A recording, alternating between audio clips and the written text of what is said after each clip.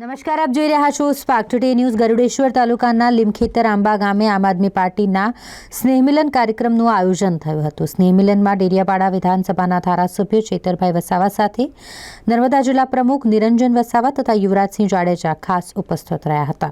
મોટી સંખ્યામાં આ સ્નેહમિલનમાં જનમેદની પણ ઉપસ્થિત રહી હતી।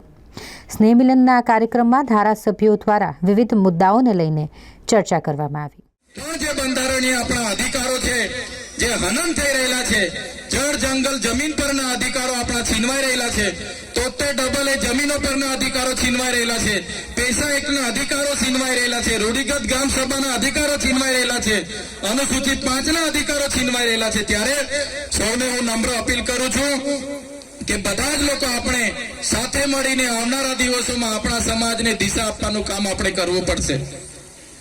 આ વિસ્તારની પરિસ્થિતિથી ખૂબ સારી રીતે અમે વાકેફ છે, ત્યારે આપણે બધાએ આવનારા ભવિષ્યમાં વડીલોના માર્ગદર્શન હેઠળ, માતા બહેનો યુવાનો બધાના સહકારથી આવનારા ભવિષ્યમાં આપણે આગળ વધવું પડશે।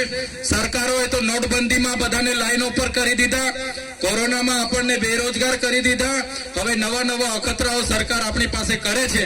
ત્યારે જે પણ લોકો અહીંયા બેઠા છે તમામ લોકોને અપીલ કરીએ છીએ, ચૂંટણી આજે કાલે નથી, ચૂંટણીને હજુ વર્ષ બાકી છે, પણ આવનારા દિવસોમાં લોકોને સત્તાથી કઈ રીતના દૂર કરાય એવા તમામ લોકો આપણે પ્રયાસો કરતા રહીશું।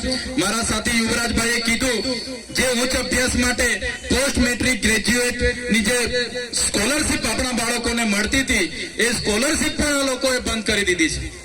એક પણ નેતા આદિવાસી રિઝર્વ બેઠકો પરથી ધારાસભ્ય અને સાંસદ બનેલા એક પણ નેતા આપણા સમાજ માટે બોલવા તૈયાર નથી। મારે દુઃખ સાથે કહેવું પડે છે, માત્ર ટિકિટો ના ડરથી એક પણ નેતા આદિવાસીઓ સાથે અન્યાય થાય ત્યારે મગનું નામ મરી નથી પડતા। ત્યારે સાથીઓ, આવનારા દિવસોમાં આપણા માટે બોલે, હક અધિકાર માટે બોલે, સંવિધાનિક અવાજ બને, સડકથી લઈને સદન સુધી એ પ્રયાસો કરવા પડશે।